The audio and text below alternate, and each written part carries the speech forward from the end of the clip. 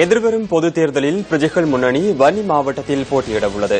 பிரஜைகள் முன்னணியின் வவுனியா மாவட்ட பிரதிநிதிகளுடனான கலந்துரையாடல் வவுனியா கணேசபுரம் பகுதியில் நேற்று இடம்பெற்றது. இந்த கலந்துரையாடலில் வடமாகாண சபை உறுப்பினர் MP நடராஜா மற்றும் முன்னாள் பாராளுமன்ற உறுப்பினர் பாலச்சந்திரன் உட்பட கட்சியின் பிரதிநிதிகள் பலரும் கலந்து கொண்டிருந்தனர்.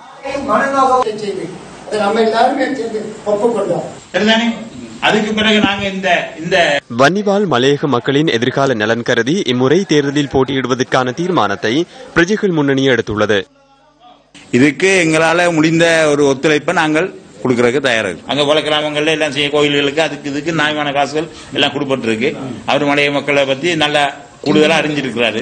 ஆகவே அவரோட நாங்க டிஸ்கஸ் பண்ணி ஓரளவு எதையும் செய்யலாம். அதுக்கு ஒரு பிரதிநிதித்துவம் இருந்தா நல்லா இருக்கும் யோசனை தான் நாங்க இப்படி போயிருக்கிறோம். திரு ரங்கா அவர்கள் சந்திச்சு இந்த செய்தி சம்பந்தமாக செய்திகள் வானொலி சம்பந்தமாகவும் தொலைக்காட்சி சம்பந்தமாக வெளியானதுக்கு பிறகு இந்த அமைப்பை தேடி பல பேர் மறைமுகமாக அதை வெளியில வந்து சொல்ல தங்களை முகம் காட்ட முடியாதவர்கள், தமிழ் மக்களுடைய பிரதிநிதிகள் என்று சொல்றவர்கள் திரைமறைவில் இருந்து எங்களோட நிறைய தொடர்புகள் கொண்டாங்க. எங்களை விட்டுருங்க, நீங்க விட்டுட்டு வெளியாயிருங்க, நாங்க உங்களுக்கு எழுதித்தாரோம், நாங்க இனி தேர்தலில் சம்பந்தப்படவே மாட்டோம், இந்த பயணம் மட்டும் நாங்க கேட்கிறோம். இப்ப எங்களுக்கு என்ன தெரியுது, எங்கட பலம் திரு ரங்கா அவர்களுடன் இணைந்ததுக்கு பிறகு பல மடங்கு கூடியிருக்கு.